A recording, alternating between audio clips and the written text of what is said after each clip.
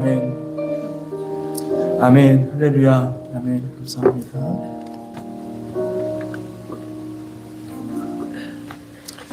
아멘. 아멘. 하나님께서 우리를 사랑하시는 줄 믿습니다. 아멘. 아멘. 오늘 제가 이제 말씀을 함께 토라 포션을 하기 전에 우리가 정말 하나님 말씀을 얼마나 사랑해야 되는지 이 부분에 대해서 조금 더 여러분들하고 좀 나누고, 그리고 나서 오늘 토라 포션은 굉장히 중요한 부분입니다. 바이에쉐브를 같이 하려고 합니다. 여러분 히브리서 5장을 한번 펴주시기 바랍니다. 히브리서 5장 12절 말씀입니다.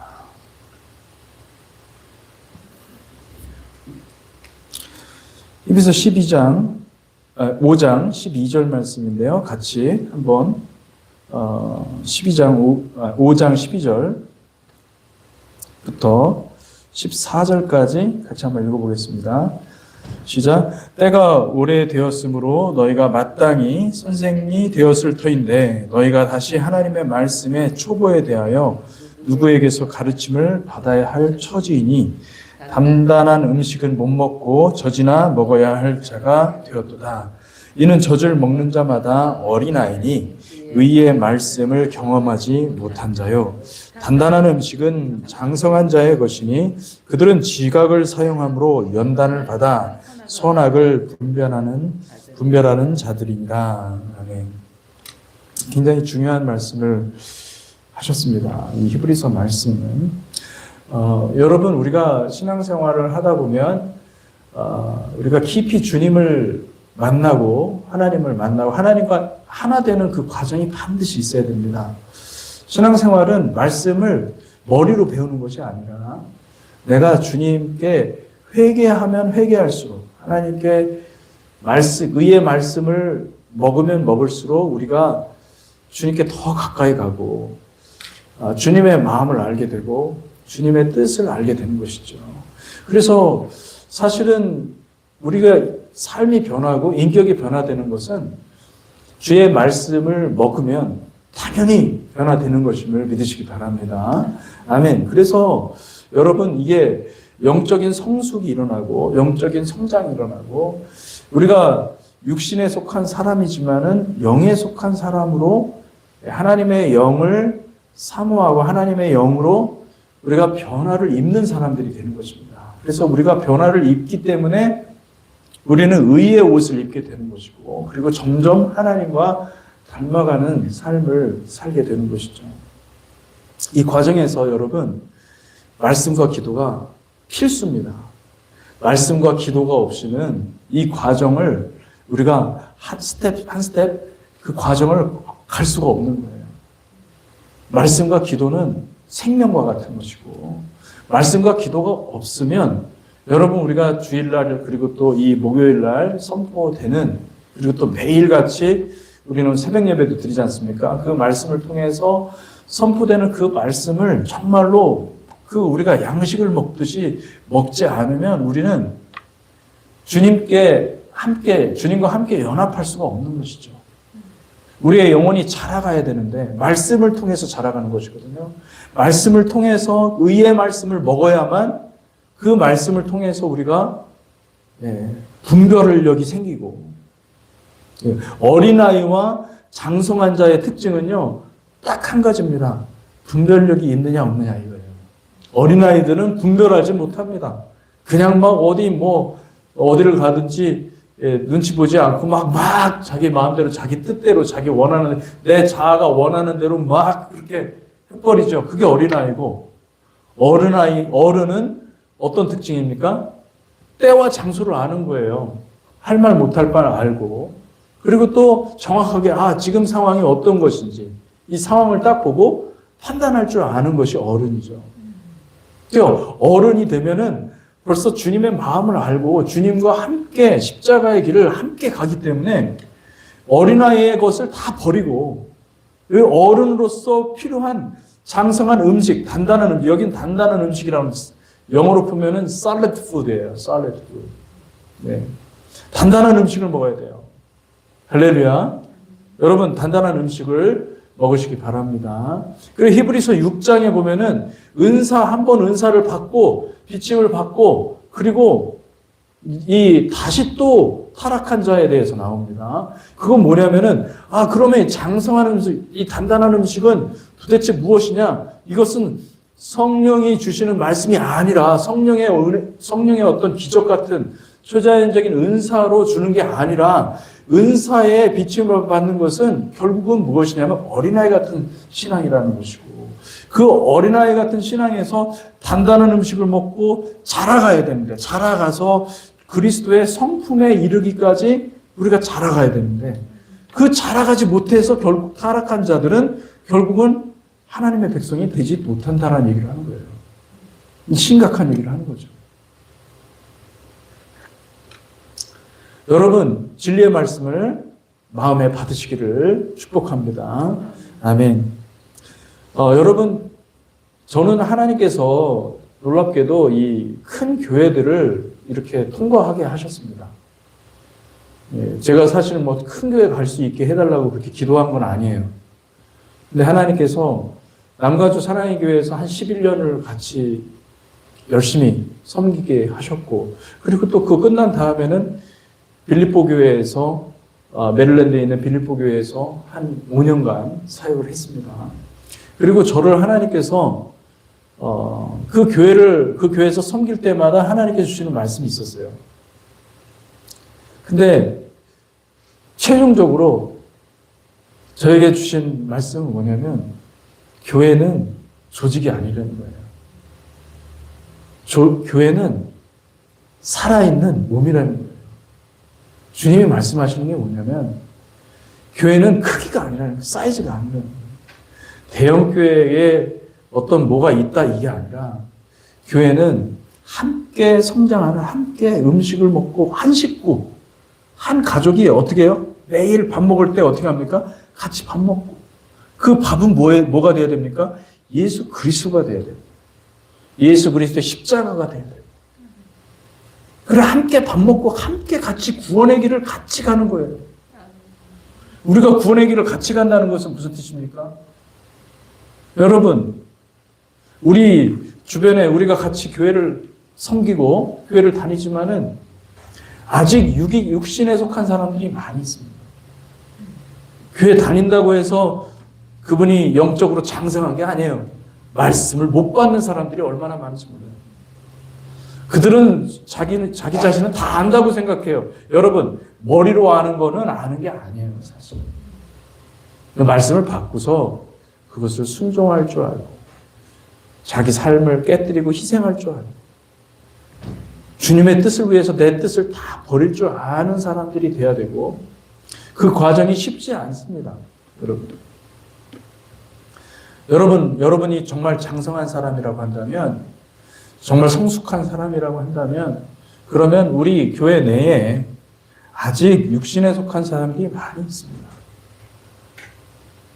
육신에 속한 사람들을 아직 자아가 살아서 그냥 뭐 분별하지 못하고 그냥 뭐가 옳은 것이고 뭐가 그른 것이고 무엇이 진리의 길이고 무엇이 주님과 함께 걸어가는지 알지 못하는 사람들을 그들에게 계속해서 권면하고 그들에게 계속해서 찾아가고 그들에게 계속해서 하나님의 사랑으로 품고 진리의 말씀을 여러분들이 먹여줘야 돼요.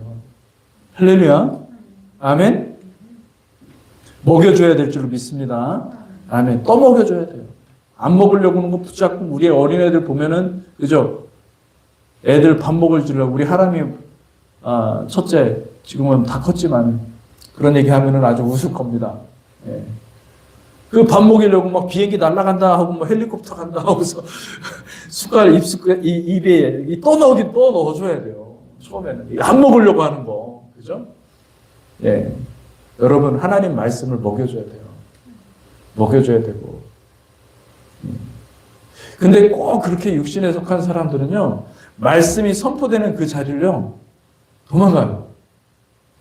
희한해요. 그러니까 성경 말씀이 정확히 맞아요. 예. 고린도전서 6장 한번 펴보시기 바랍니다. 고린도전서 6장. 잠깐만요. 고린도전서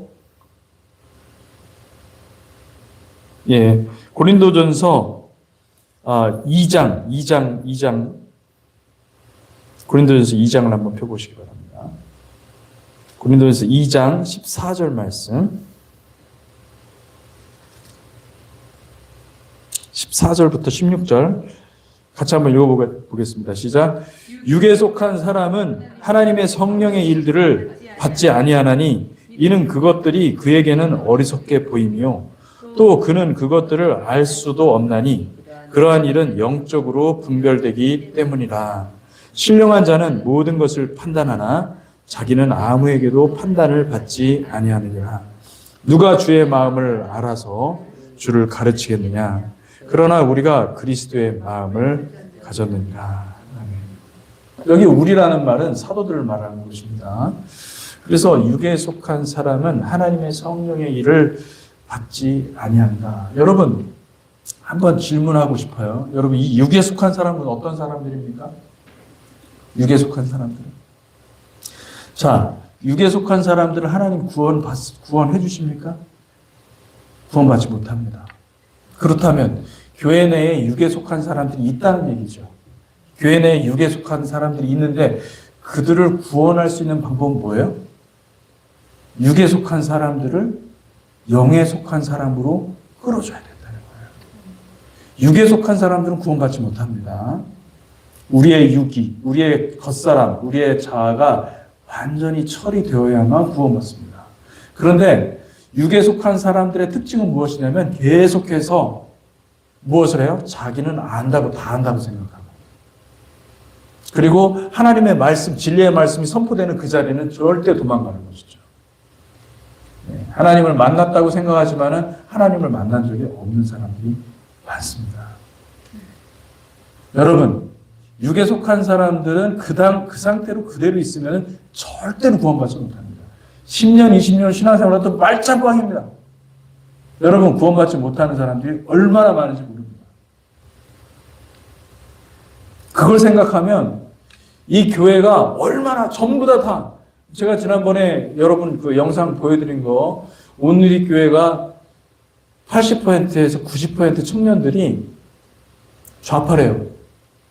있을 수 있습니까? 말씀을 읽는 사람이 어떻게 좌파가 될 수 있습니까? 그건 불가능한 일이죠. 왜 그럴까요? 육에 속하기 때문에 그런 거예요. 그들은 육신에 속해 있기 때문에 분별하지 못하는 거예요. 영에 속한 사람들은 하나님의 말씀을 먹었기 때문에, 의의 말씀을 먹었기 때문에 분별이 되지만은 육신에 속한 사람들은 아무리 지식이 많고 아무리 성경을 수천 번을 읽고 수백 번을 읽어도 분별이 안 돼요. 왜? 하나님을 알지 못하기 때문에. 하나님을 만나지 못했기 때문에. 하나님과 연합할 의도조차도 없기 때문에, 의중이 없기 때문에. 여러분, 우리가 구원해야 될 사람들은 어떤 사람들이냐? 바로 육신에 속한 사람들을 구원해야 된다는 거예요. 할렐루야. 육신에 속한 사람들이 설교를 하니까 육신에 속한 설교를 할 뿐이고, 그리고 그 많은 사람들이 다 은혜 받고 다 거짓 은혜예요. 거짓으로 감동으로. 그냥 잠깐 그때 그냥 동의하고, 아, 그렇구나. 하나님 위대하신 분이구나. 그러고서 다 잊어버리는 거예요. 다 물같이 다 쏟아버리는 거예요. 은혜를 그냥 물같이 쏟아버리는 거예요. 은혜를 받은 사람의 삶의 모습이 아예 나타나지 않고 그렇게 살아가는 겁니다. 여러분, 육신에 속한 사람들은 구원받지 못합니다. 육신에 속한 사람들은 영적으로 어린아이와 같은 사람인데 이 어린아이가 장성해야 되는 것입니다. 주님이 원하시는 것은 우리가 장성해서 하나님의 아들의 그 메시아의 삶을 우리가 만들어야 돼요. 근데 세상의 쓰레기 같은 것들을 얼마나 많이 듣고 우리는 세상의 것들을 다 그냥 막 마구잡이로 다 받아들여요. 진리로 하나님의 말씀으로 분별하시기를 주님의 이름으로 축복합니다. 아멘. 또 우리가 한번 볼 텐데 고린도 후서 6장 14절.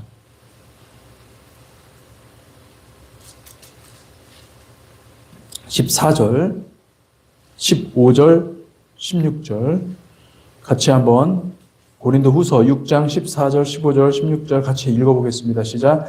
너희는 믿지 않는 자와 멍에를 함께 매지 말라. 의와 불법이 어찌 함께하며 빛과 어둠이 어찌 사귀며 그리스도와 벨리알이 어찌 조화되며 믿는 자와 믿지 않는 자가 어찌 상관하며 하나님의 성전과 우상이 어찌 일치가 되려. 우리는 살아계신 하나님의 성전이라. 이와 같이 하나님께서 이르시되 내가 그들 가운데 거하며 두루 행하여 나는 그들의 하나님이 되고 그들은 나의 백성이 되리라. 아멘. 여러분, 그리스도와 벨리알이 어찌 조화되며 믿는 자와 믿지 않는 자가 어찌 상관? 이게 무슨 말이냐? 지난번에 어떤 선교사님이 그때 우리 교회 오셔서 그 믿지 않는 사람들을 우리가 품어야 되지 않겠습니까? 공산주의자들도 품어야 되지 않겠습니까? 이게 말이 됩니까? 저는 어떻게 이게 말이 안 된다고 생각합니다. 할렐루야. 여러분, 우상 숭배자를 품는 거는 우상 숭배자들에게 복음을 전해서 이것이 우상 숭배의 심각한 하나님의 진노를 사는 그런 심판 대상이 될 거라는 것을 얘기를 해줘야 되는 것입니다. 복음은 먼저 그걸 얘기를 해줘야 됩니다. 복음은 직면시켜야 돼요. 복음은 여러분 우리의 현실을 직면시켜야 돼요. 우리가 다 죄악 가운데 심판을 면할 수 없다. 이것을 직면시켜야 돼요. 우리가 거기서 회개해야 돼요. 우상 숭배의 삶을 완전히 회개해야 됩니다. 그런데 어떻게 우상 숭배자를 교회 안으로 끌어들여서 그들이 설교하게 하고 여러분 동성애도 우상 숭배거든요. 그 탐욕, 이 성적으로 우상 숭배를 하는 겁니다. 동성애자들을 목사로 세울 수 있습니까? 동성애자들을 설교자로 세울 수 있습니까? 영적인 어린아이를 육신에 속한 그들을 교회 내로 끌어들여서 리더의 위치에 올라가게 할 수 있습니까? 안 되는 거예요. 그건 불가능한 겁니다. 그렇게 해서는 안 되는 것이죠. 제가 우리 교회 주님의 공동체 교회 시절부터 지금까지 이렇게 가만 보면은 하나님께서 하신 일은 뭐냐면은 하나님께서 나가셔야 될 분은 나가시게 하신 거예요. 할렐루야. 감사한 거예요, 여러분. 왜냐면 이것이 교회를 정결케 하는 거예요. 그분들이 리더의 자리를 꿰차고 있으면요, 큰일 나는 겁니다. 다 나가게 하셔야 돼요, 그분들은. 그리고 교회가 정결케 되어서 정말로 장성한 자가, 영적으로 성숙한 자가 하나님의 말씀, 의의 말씀을 경험한 자들이 리더가 돼야 되고, 그리고 교회에서 하나님의 말씀을 전할 수 있는 그 위치에 설 수 있어야 돼요. 할렐루야. 예. 그래야 영적으로 어린아이들을 계속해서 권면하고 계속해서 말씀으로 쫓아가고 그들을 붙잡아줘서 계속 여러분 하나님의 말씀이 단번에 들어가가지고 변화되는 경우는 거의 없어요. 수백 번, 수천 번을 말씀을 들어야 돼요. 말씀을 들어야 되고 말씀 앞에 진리 앞에 노출이 돼야 되고 진리로 계속 그 마음을 그 견고한 그 진 같은 것들을 다 부수고 그것이 부서져가지고 하나님의 말씀이 제대로 들어가잖아요. 그러면 그 인생이 변화되는 것입니다. 그러니까 그 사람들을 계속해서 말씀 가운데로 초청하고 말씀을 듣게 하고 말씀이 그것을 던지게 하고 그 말씀으로 삶에 부딪혀 보게 하고 말씀이라는 것은 여러분 하나님의 말씀이라는 것은 그 말씀에 순종한 자하고 순종하지 않은 자하고는요 완전히 다르게 이해를 하는 것입니다. 말씀에 순종하는 자들은 영으로 분별을 하기 때문에 영적인 분별력이 생겨요.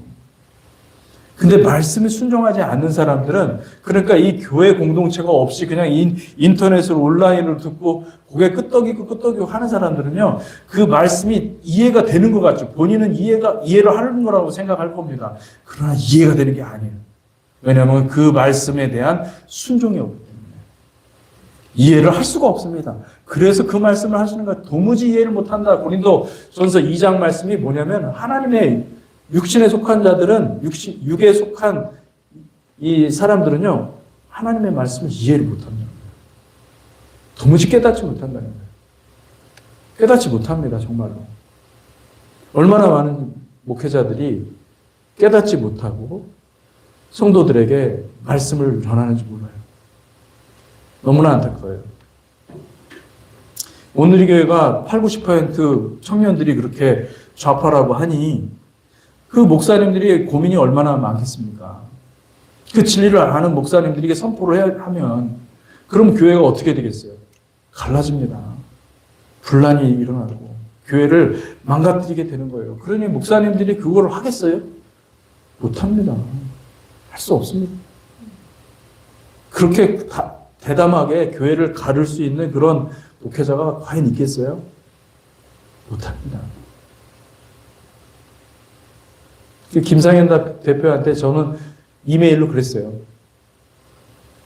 이미 큰 교회는 이미 종교통합으로 넘어간 것이라고 봐야 된다. 그게 당연한 것입니다.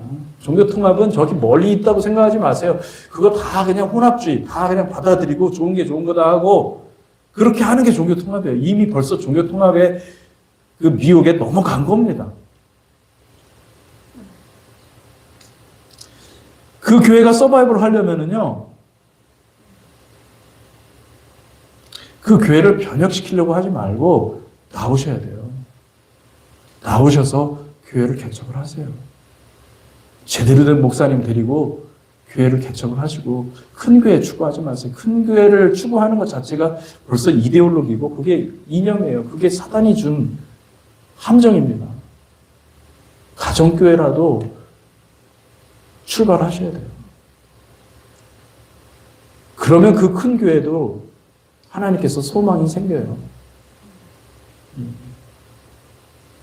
좌파들만 모이잖아요. 그러면 그게 막 잘 될 것 같죠? 그들 중에 하나님께서 소수를 또 깨우십니다. 할렐루야. 예. 왜 똑같은 원리 세상에 여러분 이 음극과 양극이 만나야 서로 하나가 되는 것입니다. 그런데 한쪽 극만 있잖아요.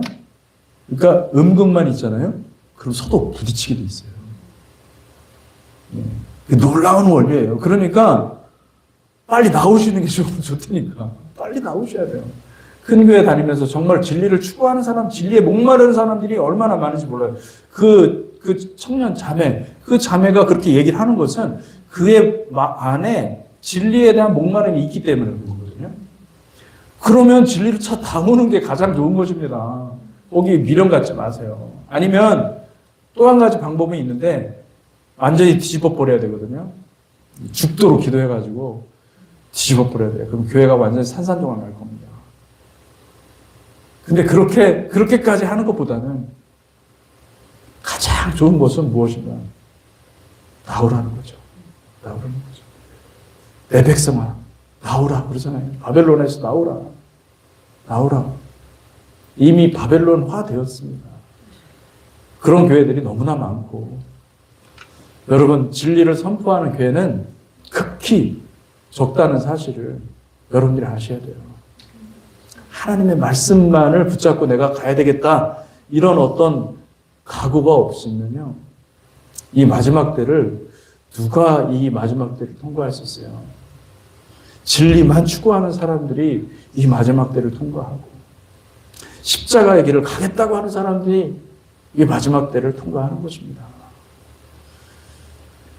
큰 교회에서 십자가를 설교하지만은 그 설교는 다르게 이해가 되는 거예요. 십자가의 길을 아예 닫아놓은 상태에서 그 열어놓지 않은 상태에서 십자가의 길은 그냥 감동만 받고 은혜를 받는 것이지 십자가의 길이 보이지 않는데 어떻게 십자가의 길을 갑니까? 십자가의 길을 갈 수가 없어요.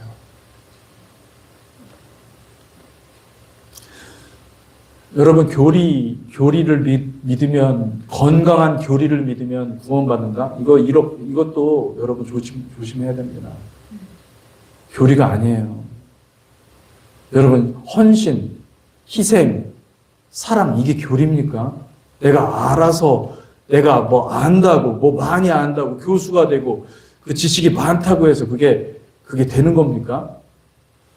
안 돼요. 안 됩니다. 교리 가지고는, 여러분, 제대로 된 교리를 내가 안다고 해서 구원받는다? 그런 미혹이 어디 있습니까? 그것도 미혹인 거예요.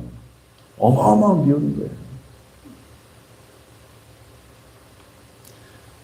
교회는 헌신을 만들어야 되고, 교회는 희생을 만들어야 되고, 교회는 사랑을 만들어야 되고, 교회는 무엇보다도 뜨거운 기도를 만들어야 되고, 교회는 전도를 만들어야 되고, 교회는 생명을 낳아야 돼요. 할렐루야. 여러분, 그 신앙으로 하나 되시기를 축복합니다. 그 방법은 오직 하나예요. 말씀과 기도예요. 기도 시간을 정말 생명같이 지켜야 돼요.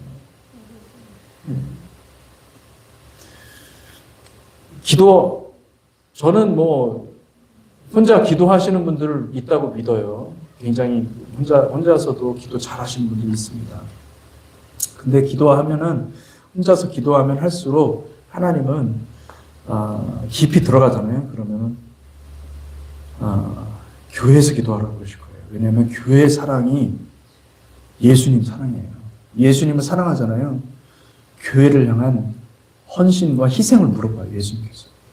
네가 교회를 얼마나 사랑하냐.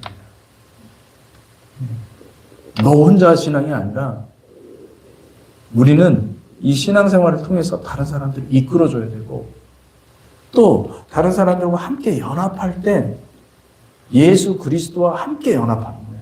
사실은 두세 사람이 있는 곳에, 너 혼자 있는 곳이 아니라 두세 사람이 있는 곳에 누가 있다고요? 예수께서 그곳에 있다고 말씀하셨어요. 그게 교회입니다. 교회는 두세 사람이 있는 곳이 교회예요. 할렐루야. 여러분, 여러분들이 정말로 기도와 말씀으로 장성한 하나님의 음식을 먹는 거룩한 백성들이 되시기를 축복합니다. 다음에 오늘 굉장히 중요한 얘기들을 많이 할 텐데, 바이에셰프, 창세기 37장 1절부터 40장 23절까지의 말씀이 바이에셰프입니다. 이 바이에셰프는 그가 거주했다라는 뜻입니다. 그래서 한번 창세기 한번 찾아보겠습니다.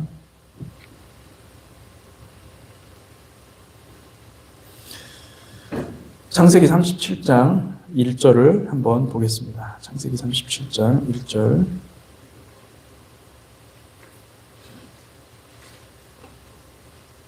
한번 읽어볼까요? 시작. 야곱이 가나안 땅 곧 그의 아버지가 거류하던 땅에 거주하였으니 라고 되어 있죠. 처음에 이렇게 시작합니다. 바이에셰브, 야곱, 바레츠, 비구레이. 뭐라고 되어 있냐, 저게? 아비우, 바레츠, 가나안, 이렇게 되어 있습니다.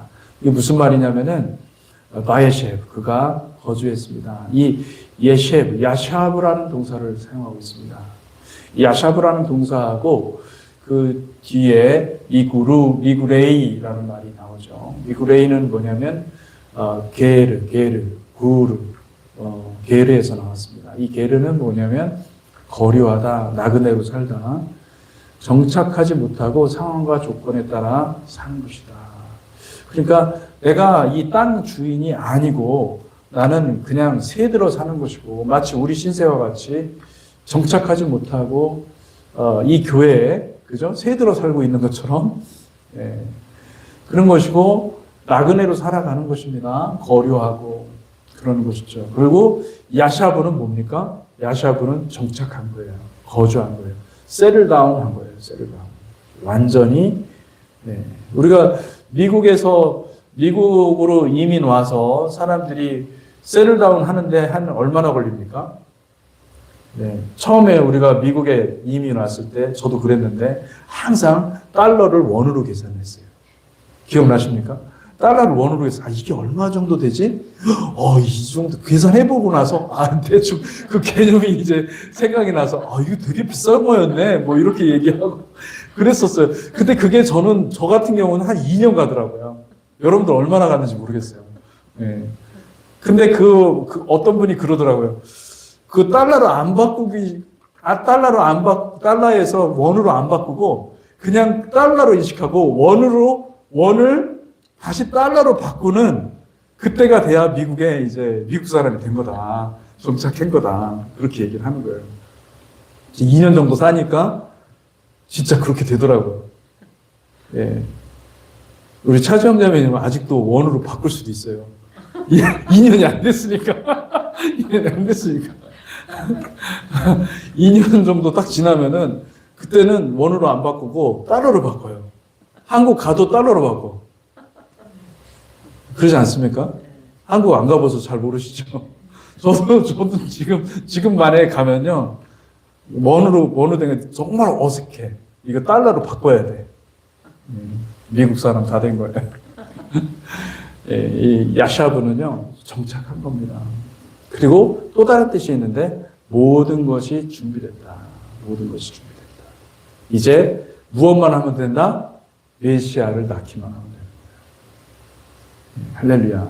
그래서 이 바에셰브, 그가 거주했다라는 말이 야곱이 가나안 땅, 그의 아버지가 거류하던 땅에 거주했다라는 말이 굉장히 중요한 말입니다. 그래서 바에셰브가 이 토라 폴션의 타이틀이 되는 거죠. 야샤브와 게르가 그런 특징이 있습니다. 창세기 전체는 10개의 톨레도트로 되어 있죠. 톨레도트는 지난번에 얘기를 나눴는데 여러분 기억하시죠? 계보, 족보 이런 뜻입니다. 그런데 이 톨레도트에 어떤 뜻이 들어가 있냐면 yarlad라는 말은 낳다라는 말이에요. 그래서 무엇을 낳아야 되는 거예요? 이 톨레도트의 핵심은 뭐냐면 이 10개의 톨레도트는 반드시 무엇을 낳게 되어 있습니다. 예. 그러니까 10개의 톨레도트가 나와요. 10개의 톨레도트가 반드시 무엇인가를 낳게 되어 있는데 여러분 이게 잘 보이는지 모르겠어요? 보입니까? 예, 멀리서 잘 안 보일 수도 있는데 여러분 잘 보시기 바랍니다. 그러면 10개의 톨레도트 중에서 요셉 이야기는 어디에 속해 있냐면은 마지막 톨레도트, 야곱의 톨레도트로 되어 있어요. 전사님 찍지 않으셔도 제가 이거를 PDF로 만들어서 올려드리겠습니다. 찍는 것보다는 제가 올려드리는 게 낫겠죠, 그죠? 예. 그래서 여러분 이게 무엇을 낳게 되어 있어요. 그래서 창세기 1장. 근데 여러분 이거는 진짜 천기누설입니다. 오늘은 아무도 이렇게 보는 사람이 없어요. 학자들이 그렇게 많이 이 톨레도트에 대해서 연구를 많이 하고 그랬는데 사실은 그분들은 이 톨레도트를 이해를 못하는 것입니다. 톨레도트의 목적은 무엇이냐면 낳는 겁니다. 무엇을? 예. 메시아의 삶을 낳아야 돼요. 창세기가 그렇게 조직되어 있어요. 예. 창세기 3장 15절에 보면은 뱀이 그 여인의 후손의 발꿈치를 물고 그리고 머리가 밟힌다고 그러죠. 그죠? 창세기 30장. 근데 창세기 3장에 있는 우리는 원시 복음이라고 그러는데 거기에 그 발꿈치라는 말이 뭡니까? 발꿈치를 문다 그랬잖아요. 아켑이라는 말이에요. 근데 아켑이라는 말이 야곱하고 똑같은 말입니다. 왜냐하면 야곱의 이름이 뭐예요? 발꿈치를 잡고 나왔다는 뜻이에요. 그러니까 발꿈치가 들어갔잖아요. 그러니까 첫 번째 톨레도트와 10번째 톨레도트가 수미상관 일치가 되게끔 돼 있어요. 그래서 그 발꿈치를 상하게 한다고 그랬잖아요. 근데 대신에 어떻게 돼요? 그 머리가 박살난다고 그러잖아요. 그러니까 이스라엘이 이스라엘이라는 야곱이 이제 나중에 이스라엘로 바뀌잖아요. 이스라엘로 바뀌고 창세기 36장인가요? 거기서 보면은 30 몇 장이죠? 32장인가요? 32장에 보면은 야복강에서 천사와 씨름하다가 야곱이 이름을 바꿉니다. 이름 바꿔지는 거죠. 이스라엘로 바꾸죠. 네. 이스라엘이기도 하지만 야곱은 다시 말하면은 메시아를 낳을 자였던 거예요. 메시아를 낳고 그리고 요셉의 이야기, 그 야곱의 계보, 야곱의 톨레도트 안에는 다른 이야기가 없어요. 낳는다는 얘기가 없습니다. 야곱의 톨레도트에는 무엇인가를 낳는다는 얘기를 해야 되는데 낳는 얘기가 없고 야곱의 톨레도트는 바로 요셉의 이야기로 시작해요. 요셉의 삶을 낳은 거예요. 요셉의 이야기를 낳은 거예요. 메시아를 낳은 거예요. 야곱이. 거기서 사용되는 동사가 바예셰브, 다 준비가 되었을 때에 이런 뜻입니다. 다 준비가 되었을 때. 이스라엘이 다 준비가 되었을 때 무엇을 낳았다는 거예요? 요셉을 낳았다는 거예요. 이해가 되십니까? 할렐루야. 그러니까 창세기가 이렇게 보잖아요. 이렇게 보면은 기가 막힌 겁니다. 이 창세기는. 아니 어떻게 이 창세기를 주실 때 이런 것까지 생각하시고 다 아니 이 창세기 저자는 모세로 알려져 있는데 모세가 이걸 다 생각하고 있을까? 그렇지는 않았겠죠. 이게 모세는 그냥 성령의 감동으로 그냥 다 썼을지도 모르겠어요. 그러나 하나님은 다 그것을 조직하여서 이런 모든 것까지도 다 하나님의 말씀으로 기록한 줄 믿습니다. 할렐루야. 그래서 한번 그 10가지 톨레도트를 여러분들이 잘 한번 구체적으로 한번 봅시다. 창세기 2장 4절을 한번 펴봅시다. 창세기 2장 4절. 여러분들이 직접 성경을 찾아보면서 보면 좋습니다. 2장 4절에 보면 같이 한번 읽어볼까요? 시작. 이것이 천지가 창조될 때에 하늘과 땅의 내력이니 톨레도트니 여호와 하나님이 땅과 하늘을 만드시던 날에 자 그러니까 하늘과 땅의 계보라고 그래요. 하늘과 땅의 톨레도트. 하늘과 땅이 무엇을 낳았느냐? 이겁니다. 하늘과 땅이 무엇을 낳았습니까? 하늘과 땅의 계보니까 그죠? 하늘과 땅의 계보니까 하늘과 땅이 무엇을 낳았습니까? 에덴 동산을 낳은 거예요. 에덴 동산을 낳았고 이제부터 하늘과 땅의 이야기는 에덴 동산의 이야기인 거예요. 그리고 에덴 동산에 무엇을 두었다고요? 사람을 두었다. 그죠? 아담을 두었다. 예, 아담의 이야기일 거고요. 사람의 이야기고요. 예. 그리고 또 이 하늘과 땅의 계보를 보면은요, 4장 마지막 절, 그러니까 5장 바로 직전까지가 그 하늘과 땅의 계보인데, 거기에 또 무엇이냐면은 아담과 하와가 범죄한 사건이 나옵니다. 그리고 최초의 살인 사건까지 나오고, 그리고 마지막 끝에는 하나님께서 셋을 낳게 하시고, 거기까지가 하늘과 땅의 계보입니다. 무엇을 낳았습니까? 인간의 죄를 낳았고, 아담을 낳았고, 그리고 또 마지막으로 최초의 살인, 희생자, 십자가의 희생자, 아벨을 낳았죠. 그리고 아벨 대신에 또 다른 씨를 주셨는데 그 이름을 셋이라 하리라. 셋을 낳았다. 거기까지가 하늘과 땅의 계보예요. 이것이 사실은 전체 모든 성경의 역사를 압축해서 요약한 것입니다. 이것이 첫 번째와 10번째, 다시 말하면 야곱의 계보에서 요셉의 이야기를 통해서 모든 걸 설명합니다. 메시아가 이렇게 나올 것이다. 메시아가 요셉의 삶을 사는 그 메시아가 나올 것이다. 그리고 이 창세기 이 바에셰브의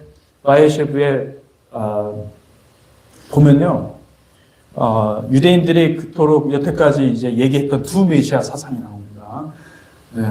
하마시아 벤 요셉하고 하마시아 벤 다비드, 이 두 개의 메시아, 두 명의 메시아. 이것이 유대인들이 계속 이 성경을, 구약 성경을 계속 보니까 메시아의 모습이 두 가지의 모습으로 압축이 되는 거예요.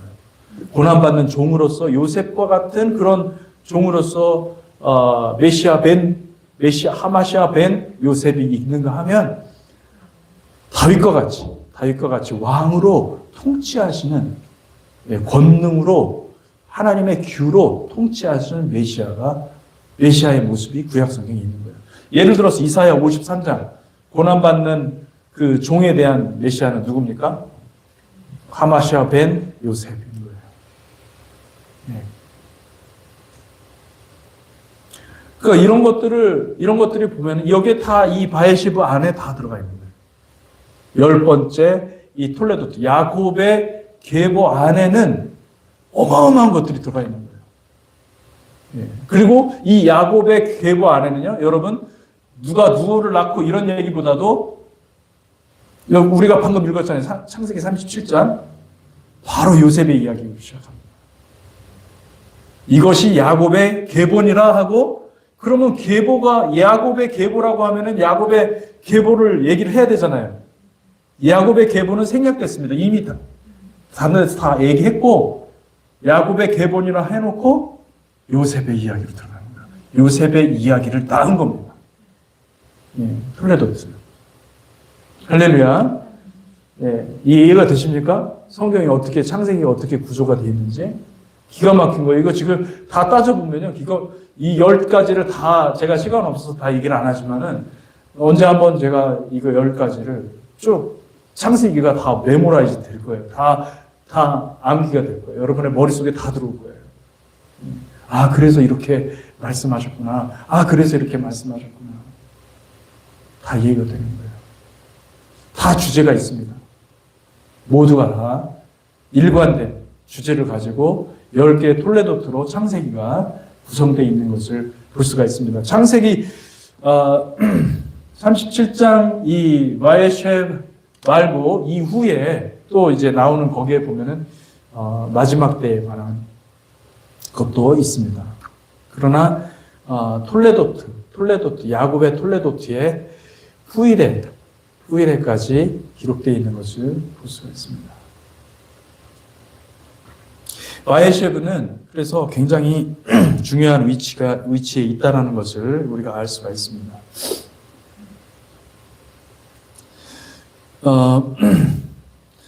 창세기를 압축하면 저는 이 요셉의 이야기가 나온다고 생각합니다. 그래서 창세기의 최고의 가장 아름다운 그 작품은 요셉의 이야기다. 요셉의 이야기에 하나님은 일부러 예수 그리스도의 십자가 사건을 정확하게 묘사할 수 있는 그런 단서들을, 실마리들을 압축해서 다 집어넣었어요. 기가 막히게. 심지어 마지막 때와 연결되어서 모든 생각할 수 있도록 하나님께서 창세기 37장부터 40장까지의 그 이야기 속에 어마어마한 이야기를 기록해 둔 것을 볼 수가 있습니다. 종말의 때까지 전부 다 기록되어 있습니다. 그러니까 예수님의 초림과 예수님의 재림의 이야기까지 다 들어가 있어요. 창세기 이 마지막 요셉 이야기 속에 다 들어가 있는 거예요. 어서 오십시오. 할렐루야. 감사합니다. 수고하셨습니다. 식사 안 하셨다는데 박수 안 주고. 아, 예. 감사합니다. 오늘 굉장히 중요한 얘기를 했는데. 예. 이게 지금 꺼졌는데, 왜 꺼졌는지 모르겠네요. 예, 됐습니다. 이걸 누르니까 또 다시 또 켜지네요. 예. 요세프라는 말은 여러분, 요셉을 낳았잖아요. 그죠? 요셉을 누가 낳았습니까? 라헬이 낳았죠. 라헬이 낳았고, 라헬이 창세기 30장 22절에서 24절 말씀을 한번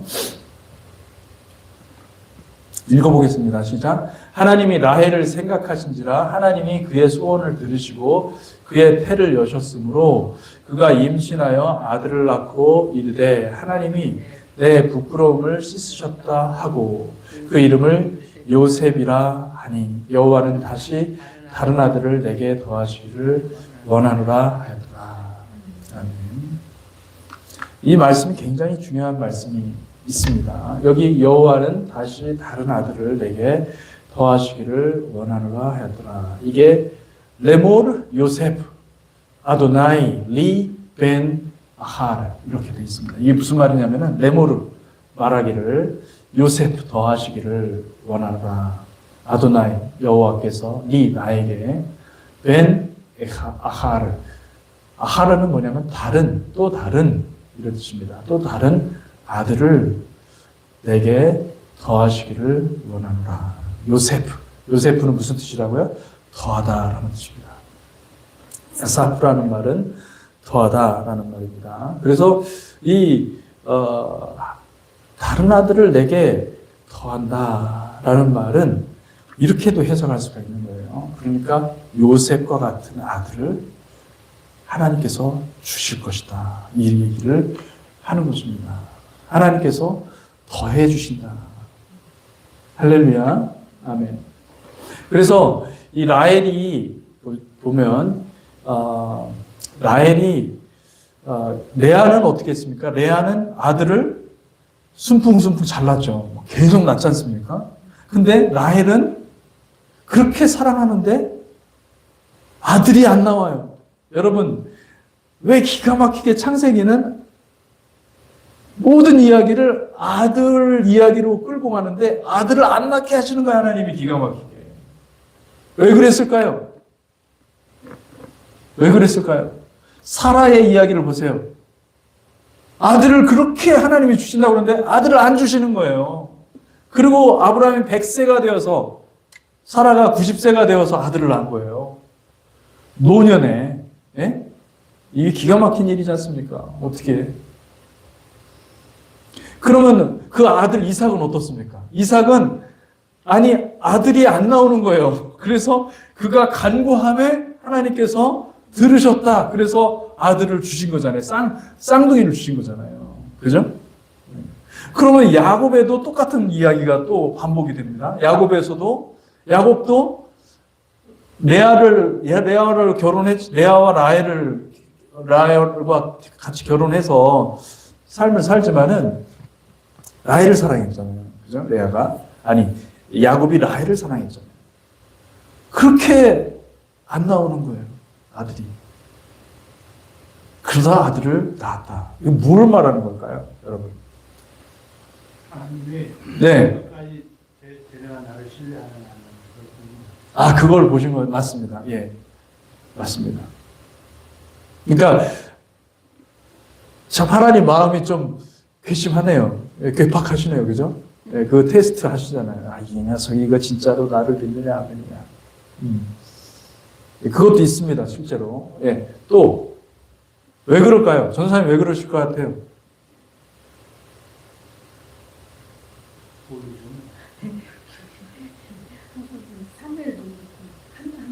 한나도 그렇고.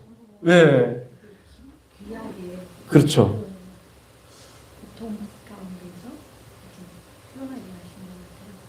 근데 더 골 때리는, 이건 진짜 기가 막힌 거는요. 사가랴. 엘리자베스, 사가랴. 여러분 누군지 알죠? 세례 요한을 낳을 때 자식이 없었어요. 그렇게 의로운 사람인데. 아브라함과 사라와 같이 그렇게 의로운 사람인데 자식이 없었어요. 근데 그걸 일부러 말을 합니다. 왜 그럴까요?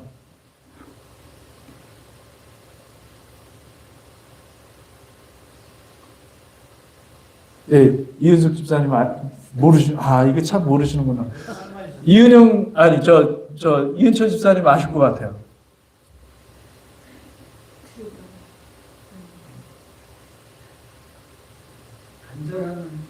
간절함.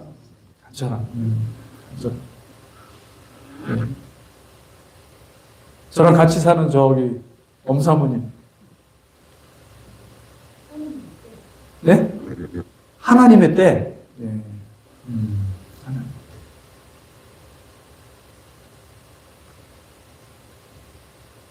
모두 다 사실은 다 맞는 얘기인데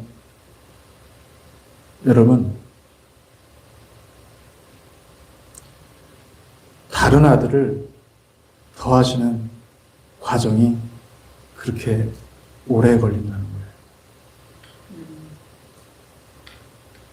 아들이 와야만 되는데 그 아들이 와야 메시아가 와서 이 땅에 하실 일이 있는데 이스라엘이 오랫동안 완전히 질이 다 빠지고 이스라엘이 완전히 황폐화되었을 때 소망이 없어서 출산에 가망이 없는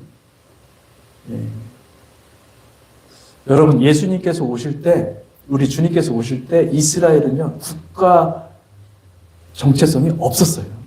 이스라엘이란 이름은 그냥 이데올로기였어요. 아예 그들은 이스라엘이란 먼 종말론적인 그냥 성경의 약속이니까 이스라엘이 잊혀져 버렸어요. 망했어요.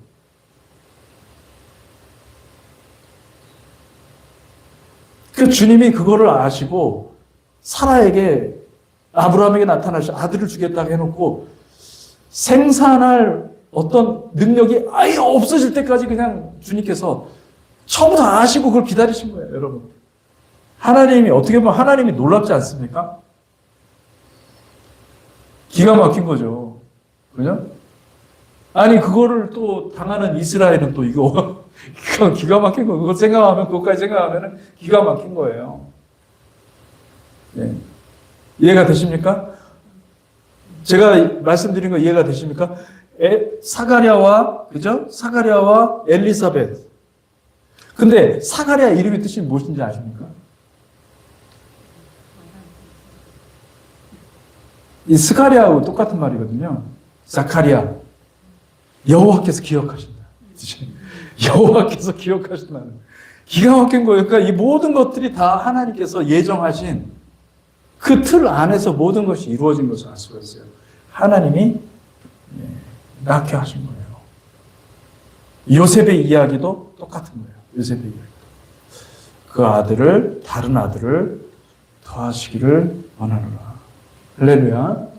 여러분 예수 그리스도는 우리에게 오신 하나님의 아들임을 믿으시기 바랍니다. 그 약속하신 하나님의 아들임을 믿으시기 바랍니다. 그리고 여기서 그 창세기 30 맨 처음의 것으로 가서 보면 창세기 37장에 바예십 야곱, 야곱이 거주할 때에, 그죠? 야곱이 거주할 때에 마레츠 미구레이 아비우 아버지가 거류하던 그 땅에 거주할 때에 마레츠 가나안 땅에. 이 말이 정말 기가 막힌 말입니다. 사실은. 이거를 알고 보면은 이건 기가 막힌 말이에요. 예셰. 그러니까 모든 것이 다 이루어진 때예요.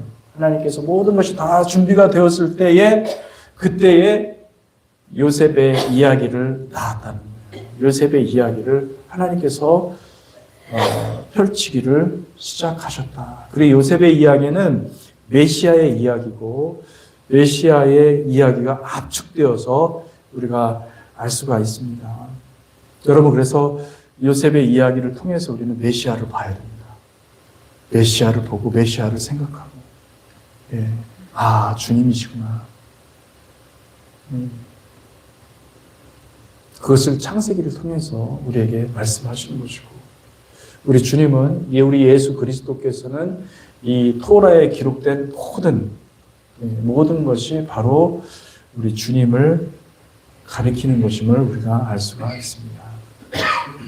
오늘 여기까지 같이 하도록 하겠습니다. 사실 더 할 얘기가 많이 있는데 요한계시록 12장에도 남는 이야기가 나오죠. 그죠? 요거를 좀 해야 되는데 요거까지 하기는 너무 어려울 것 같고요.